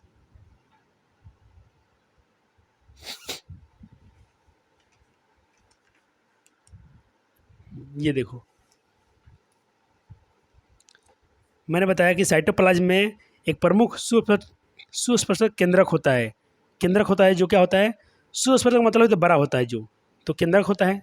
केंद्रक को क्या बोलते हैं हम लोग, न्यूक्लियस एंड क्या बोलते हैं, सेंट्रल बोलते हैं। तो इसका आंसर क्या हो जाएगा, सी हो जाएगा। एक बार बच्चों खुद से भी अपना सारे क्वेश्चन को वेरीफाई कर लेना कि सर आपको मुझसे कुछ मिस्टेक तो नहीं ना हो रहा है। चलो अब जो पराग नलिका होती है, पराग निका, यहाँ पर पराग नलिका होना चाहिए, गलती लिखा गया है, सुधार लेना इसको लिखना पराग नलिका, पराग नलिका क्या लिखना बच्चों, पराग नलिका। इंग्लिश सही है, पोलन ट्यूब की जो सहायक जो उसमें सहायता, उसके मार्गदर्शन में सहायता करते हैं, वो कौन करता है, लास्ट में बताया था आपको, एक संरचना में दिखाया था ऐसे ऐसे ऐसे, जो कहाँ पर थे, 2 सहायक कोशिका के पास थे, वो सहायता कर रहे थे। फिलामेंट का सबसे समिस्त फुल किससे जुड़ा कहता है कि जो फिलामेंट जो होता है उसका जो समिस्त, उसका जो सबसे नज़दीक और फुल से जुड़ा होता है, कौन सा भाग जुड़ा होता है, कौन सा भाग जुड़ा होता है, तो थैलेमस और पीटल दोनों जुड़े होते हैं। तो ऑप्शन कौन हो जाएगा, सी सही हो जाएगा। ये पहले लेक्चर में आपको पढ़ाया गया था, वहाँ से क्वेश्चन है ये। गलत पर निशान लगाना है। विभिन्न प्रजातियों के फूल के में पुंकेसर संख्या और लंबाई अलग अलग होती है, तो बात सही है, गलत हमको ढूंढना है। फिर कहता है कि परागकोश जो होते हैं, एंथर जो होते हैं, आमतौर पर द्विपालित होते हैं, बाइलोब्ड होते हैं, बिल्कुल बात सही है, तो गलत नहीं सही है। आपको मैं पोलिंगर कैसे पढ़ा था, ऐसे पढ़ाया गया था, ये ऐसे पोलन ट्यूब होते हैं, इसको काटने पर आपको दिख रहे थे वो, ये बाइलोब्ड तो होते हैं। फिलामेंट लंबा पतला डंठल होता है, बिल्कुल बात सही है, ये गलत हो जाएगा। तब जब 3 सही है तो चौथा ही गलत होगा। निम्नलिखित में कौन सा असत्य है? सभी पुष्पीय पादपों में, ये सभी एंजियोस्पर्म में लैंगिक जनन होता है, बिल्कुल सही है। पुष्प केवल हमारे स्वार्थ के लिए नहीं बल्कि स्वास्थ्य के लिए मौजूद नहीं है, बहुत बहुत अच्छी बात है। फूल हमारे स्वास्थ्य के लिए, हमारे स्वार्थ के लिए, हमारे पूजा पाठ के लिए थोड़ी ना बना हुआ है, वो तो जनन अंग है। पुष्प क्या होते हैं? जनन अंग होते हैं, वो तो किसी को जन्म देने के लिए हैं। गैन जिम्नोस्पर्म कहता है फूलदार होने के लिए सेक्सुअल रिप्रोडक्शन नहीं दर्शाते हैं, गलत बात है ये। यही बात क्या है? गलत है।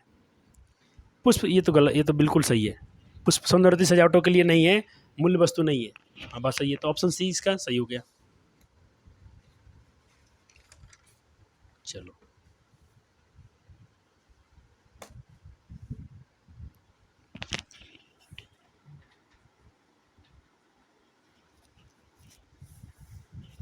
अब करो तो बच्चे दो आंसर, गलत को चयन कीजिए। 11, ये आपका होमवर्क छोड़ रहा हूँ, आपने खुद से कर लेना है। 11 11 11 2 बार हो गया, ये कैसा गिनती है रे भाई? तुम्हारे सर जी लोग गिनती पर कमजोर है।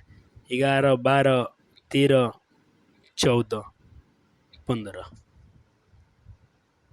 कोई बात नहीं, ये कोई बड़ा इशू नहीं है, ये सब तुमको पढ़ाया गया है, तो इसीलिए तुम खुद से करोगे। हाँ, यहाँ पर थैंक्स लिखा गया है, तो थोड़ा सा वेट करोगे तुम, कुछ तो कुछ नोटिस होगा तुम्हारे लिए। तो आपने इतने क्वेश्चन किए बच्चों, अब मैं आपसे थोड़ा सा चलता हूँ चैप्टर में, क्वेश्चन बैंक थोड़ा आपको दिखा दूँ। मार्केट में क्वेश्चन बैंक बच्चों आ गए हैं, देखो बाद में किन के तुम आखिर उसको रखोगे ही ना, कोई फायदा तो होगा नहीं। अभी मार्केट में क्वेश्चन बैंक आ गया, तो थोड़ा क्वेश्चन बैंक लेकर आपको कोचिंग में जितना पढ़ाया गया, मैं एक्स्ट्रा नहीं बोलता हूँ। देखो हिंदी तो पूरा पढ़ा दिया गया है, तो हिंदी का पूरा रिवीजन मारो। इंग्लिश पूरा पढ़ा दिया गया आपको, तो हिंदी इंग्लिश का पूरा करो। कुछ बच्चे परेशान हो सर यूट्यूब पर तो नहीं पढ़ाया गया, हाँ बच्चे यूट्यूब पर नहीं पढ़ाया गया, ऑफलाइन में पढ़ाया हुआ है। मैं अपने ऑफलाइन वाले बच्चे से ये बोल रहा हूँ, इसका इसमें से गर्दा हो रहा है। 200 नंबर के पेपर में तो पूरा एकदम फोड़ देना, कम से कम देखो दोनों में अगर तुम 95 97 से कम लाते हो तो फिर बेकार है। ये दोनों में अच्छा स्कोर करना, तुम 90 से ऊपर जाना है आपको, तो इसमें आप तैयारी करो। बच गया आपका जीव विज्ञान, ये सब तो जीव विज्ञान में जितना पढ़ा दिया हूँ वो टॉपिक को तो देखो तुम उसमें से। अच्छा चलो एक बार हम थोड़ा डिस्कस करते हैं, 23 के पेपर निकलते हैं, क्या पूछा गया है 23 में।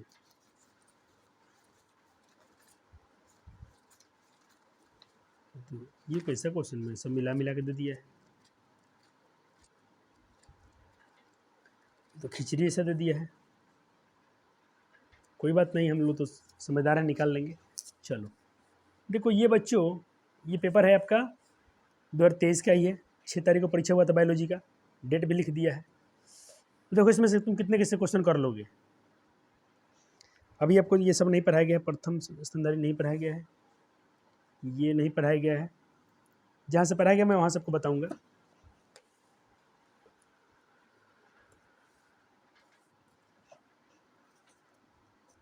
देखो ये पूछा है, ये अभी तुम जस्ट पढ़ते, पार्थोजेनेसिस शब्द का निर्माण, ये पार्थोजेनेसिस तो पढ़ाएं, लेकिन इसका निर्माण किसने किया है ये क्वेश्चन अभी नहीं, ये तुम बता पाओगे। सहयुग्मक पाए जाते हैं किसमें, ये वाला पढ़ा दिया गया आपको। ये 23 नंबर पढ़ा दिया गया। पैरामीशियम में किस प्रकार का द्विखंडन खंडन होता है, तो 23 और 24 ये तुम दोनों क्वेश्चन कर सकते हो। जब नर का आकृति मादा से बड़ा होता है तो क्या कहलाता है, समलैंगिकता, यौन लिंगता, विषम लिंगता या उभय लिंगता, ये भी क्वेश्चन पढ़ाया गया है। 23 24 आपका ये क्वेश्चन बहुत अच्छा है, तुम कर सकते हो। तो 2 नंबर आपने कर लिया इतना पढ़ाई में। ये अभी नहीं पढ़ाया गया, अभी तो आपको हम लोग तो भाई अभी क्या बोलते हैं, जियोलॉजी तो पढ़ा ही नहीं है, अभी जियोलॉजी पढ़ाई नहीं हुआ, तो जियोलॉजी से सारे क्वेश्चन है सब है। निम्न में कौन सी अगुणी संरचना है, ये पढ़ा दिया गया। पूछ रहा है इसमें से हेप्लॉइड कौन होता है, इसमें हेप्लॉइड कौन होता है, तो मैंने बताया कि मेल गैमिट और फीमेल गैमिट ये क्या होते हैं, हेप्लॉइड होते हैं। तो देखो युग्मनज, जाइगोट, अंडाणु, युग्मक बी और सी, कहता है कि बी और सी ये दोनों के दोनों क्या होते हैं, हेप्लॉइड होते हैं। ये क्वेश्चन में तुम कर सकते हो, इसको लिख लो अपने नोट्स में, 3 क्वेश्चन लिख लो। कौन कौन से, एक 22 वाला, 23 वाला लिख लो, और एक 24 वाला लिख लो, और दोनों का आंसर भी करना है आपको, 23 24, और एक ये वाला करो। ये मैं नहीं कराऊंगा क्योंकि पढ़ाया गया, तुम समझो। 31 नंबर करो। एक पेपर दिख रहा है क्या बच्चों को, मेरे प्यारे बच्चों, क्वेश्चन दिख रहे हैं कि नहीं दिख रहे? तो देखो मैंने क्या बताया था आपको बच्चों, जो देखो एक तो हम लोग का गैमेट जो होता है बिल्कुल हेप्लॉइड होता है, अगुणित पूछा है ये भी हेप्लॉइड होता है, और ओवरी, ओवरी अंडाणु, एग सेल, ये भी तो स्पर्म भी हैप्लॉइड होता है। तो जब ये दोनों हैप्लॉइड होते हैं तो इसका आंसर क्या हो जाएगा? डी हो जाएगा, बी और सी। तो इसका आंसर क्या हो जाएगा? डी हो जाएगा बच्चों।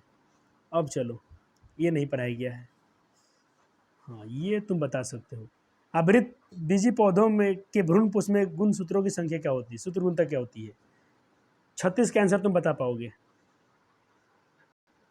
देखो अभी हम लोग क्या पढ़ते हैं, एंजियोस्पर्म पढ़ ही रहे हैं, उसका जो एम्ब्रियो सेक है उसकी जो सूत्र गुणों की संख्या पर उसके जो उसके पोलैरिटी पूछ रहा है, पोलैरिटी उसकी क्या होती है? अगुणित, द्विगुणित, त्रिगुणित, इनमें से क्या होगा? इसको तुम करो, करना 36 करना। मानव युग्मों को, ये तो भाई तुम 10वें से पढ़ते आ रहे हो, गर्दा उड़ा दोगे। और कपट्टी, ये तो 10वें से पढ़ के आए होगे, लेकिन अभी पढ़ाई नहीं हुआ है इसमें, अभी हम पढ़ेंगे। मैं थोड़ा क्वेश्चन भी ला रहा हूँ, कभी आपको इतना पढ़ने से कितने फ़ायदा हो गया। अभी ये सब कुछ अभी बात अभी हमको पढ़ना है, अभी हमको।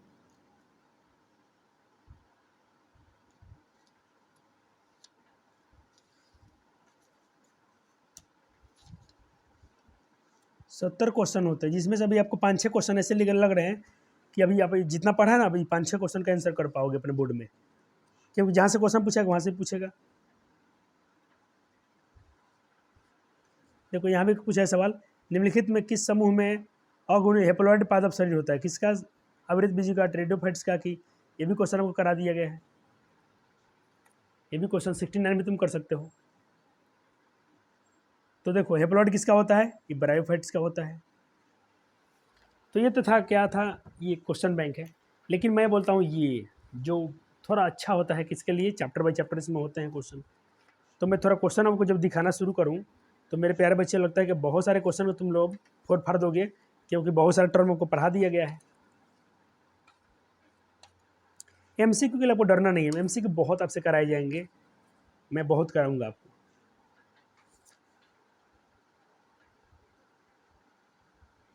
और देखो क्वेश्चन बैंक क्यों लड़ता है बच्चों, देखो ये क्वेश्चन कब का है? 2021 का है बच्चों, और 23 में फिर पूछा है। आवृत्ति पौधों में गुणसूत्रता क्या होती है? सी था आंसर, फिर से पूछा था इसी क्वेश्चन को, 3n होता है। तो इसलिए बोलता हूँ क्वेश्चन बैंक भी लड़ता है, जो बोलते हैं बच्चों कि लड़ता है कि नहीं, लड़ता है बच्चों। तो मैं इस चैप्टर का तो बात अभी नहीं कर रहा हूँ, क्योंकि इसमें तो ये मैं कहाँ लेके आ गया हूँ, मैं तो आपको पढ़ा रहा हूँ कौन सा चैप्टर अभी, ये पुष्पी पादपों में लिंग जनन। तो कुछ क्वेश्चन इसके दिखा रहा हूँ, समझो तुम्हारा थोड़ा टेस्ट हो रहा है, तुम देखो तो कितने क्वेश्चन का आंसर कर पाते हो। कहता है स्त्री दल चक्र पुष्पों से बना होता है, स्टिग्मा, स्टाइल, ओवरी, इनमें सभी।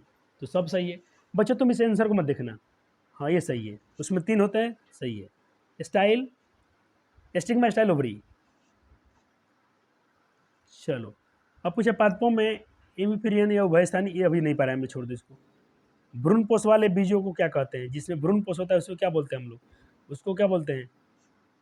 एपोकार्पिक, बहु भ्रूणता, एंडोकार्पिक, या इसको एंडोस्पर्मिक बोलते हैं। ये पूछा गया है, अभी तो थोड़ा भी पढ़ाई बाकी है इसमें कभी। ये जलीय घास पूछा है। वायु, ये अभी हम लोग पढ़ने वाले हैं परागन, ऐसे तुम लोग को मैडम पढ़ा दिए हैं, मैडम का लेक्चर देखे होगे तुम। पूछा कि वायु परागन किस में नहीं होता है? मक्का में, घास में, गेहूं में, सेलविलिया में। तो दिया सेलविलिया में नहीं होता है। निम्नलिखित में किस पौधे में स्वपरागन होता है? एक लिंगी में, द्विलिंगी में, ये भी दोनों में। तो देखो द्विलिंगी में स्वपरागन नहीं होता है, सेल्फ पोलिनेशन किस में नहीं होता है? द्विलिंगी में नहीं होता है। ये तुम लेक्चर देख लियो, अब मेरा लेक्चर आने वाला है, जस्ट पिछला लेक्चर आएगा। अगुणित भ्रूण कोश निम्नलिखित में से क्या विशेषता होती है? अगुणित भ्रूण कोश निम्नलिखित में किसकी विशेषता होती है, किस में होता है? तो देखो इसमें तो इसका तो भाई हेप्लॉइड होता है, डिप्लॉयड। आवृत बीजी में होता है कि एंजियोस्पर्म होता है कि जिम्नोस्पर्म होता है? फफूंद सेवाल। तो इसका आंसर तो बी दे रहा है। और क्या क्या तुम पढ़ ली हो? भ्रूण पोष का काम क्या होता है? तो भ्रूण को पोषना, ठीक है, ये बात सही है, सब क्वेश्चन में पूछा गया है। तो थारे कुछ क्वेश्चन पर और बात कर लेते हैं, और इसमें से अपने क्या क्या पढ़ लिया बच्चे। चलो हाँ, ये क्वेश्चन पढ़ा दिएगा आपको। बीचोल, बीचोल मतलब इंटाइन, इंटाइन मतलब अंतःचोल एक था। तो बीचोल का निर्माण होता है पेरिकार्पिक से, पेरिकॉर्प से, कि एपिकॉर्प से, कि बीजांड कवच से, ये अभी नहीं पता। हम थोड़ा सा खाली अंतःचोल बाह्यचोल के बारे में थोड़ा पढ़े थे, ये भी नहीं। भ्रूण कोश की सेंट्रल, ये पढ़ा दिया गया है। भ्रूण कोश की सेंट्रल कोशिका होती है प्रारंभिक केंद्र, द्वितीय केंद्र, सहायक कोशिका नहीं, वो तो सहायक नहीं, वो द्वितीय होती है, दुग होता है उसमें। निम्नलिखित में कौन एक लिंगी है? ये तो सब बच्चा जानता है। किस फल का बीज चोल खाया था? ये क्वेश्चन खूब पूछता है लेकिन बिहार बोर्ड इसको। अभी ये सब हो सकता है कुछ क्वेश्चन आपको 11 से भी दिख रहे होंगे, तो क्या करोगे, नहीं पढ़ो तो हम लोग। जो पोलन ग्रेन होता है मुख्यतः क्या होता है? स्पोरोफाइट होते हैं कि गैमिट युग्मक होता है कि नर युग्मक? अभी तो नर युग्मक होता है पोलन ग्रेन, तो भाई बच्चा जानता है, ये तो हम लोग पढ़ लिए।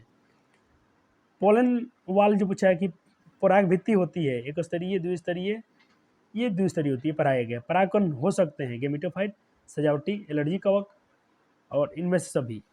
ये पोलन ग्रेन अभी पढ़ना है, इसको थोड़ा पढ़ना अभी। वायु परागित, ये तो ये भी पढ़ना है, लेकिन तुम कर सकते हो कि मैडम ने कोई लेक्चर कराया है।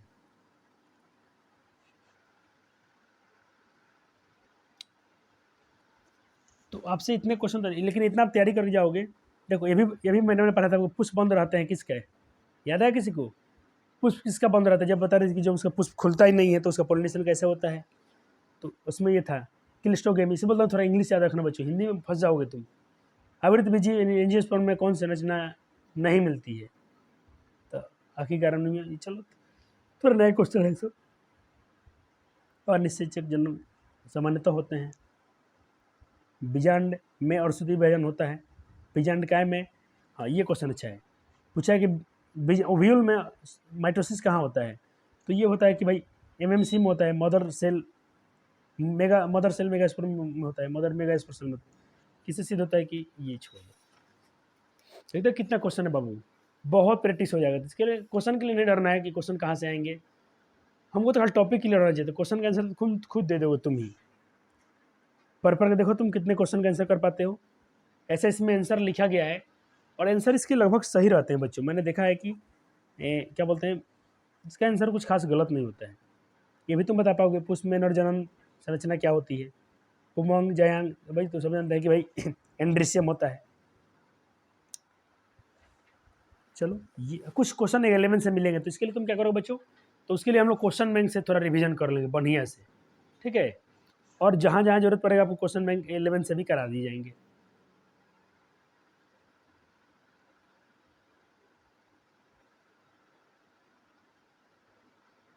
ये क्वेश्चन मुझे देखो अच्छा लग रहा है। किसका पुष्पासन खाया जाता है? बीज या सेब का?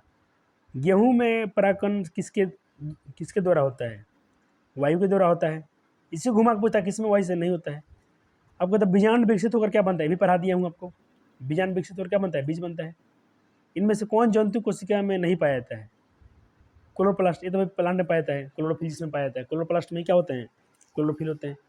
71 क्वेश्चन इसमें दिया है आपके चैप्टर के लिए। एनाट्रोपस पूछ लिया है। एनाट्रोपस कैसा होता है? इन्वर्टेड होता है। अरे तो पढ़ाए नहीं बच्चे रोए। एनाट्रस क्या होते हैं? इन्वर्टेड होते हैं। क्या होते हैं? इन्वर्टेड होते हैं, उल्टा होते हैं। तो कुछ भी इसीलिए बोलते हैं ना, कॉन्सेप्ट क्लियर है तो हमको डरने की जरूरत नहीं है। तो देखो तुम कभी एमसीक्यू लेकर मत घबरा बच्चों, मैं कहता हूँ अभी बुक खत्म हो जाने दो, तब ऑब्जेक्टिव करेंगे ना, तब देखेंगे तुमने कितना अच्छे से तैयारी किया है। वहाँ पर कंपटीशन होगा, देखते हैं किस बच्चों को कितना स्कोर आएगा। तो आज के लिए इतना ही। तो मैं आपसे इजाज़त लेने के लिए प्यारा साहब से क्या को बोल देता हूँ, मैं प्यारा साहब को बोलता हूँ थैंक्स। किसके लिए बच्चों? कि आपने समय निकाला, मेरे इस लेक्चर को देखा, इसके लिए शुक्रिया। और आपने इसका प्यारा सा नोट्स बनाया, इसके लिए शुक्रिया। आप अपने जीवन के लिए कुछ कर रहे हो, इसके लिए शुक्रिया, धन्यवाद।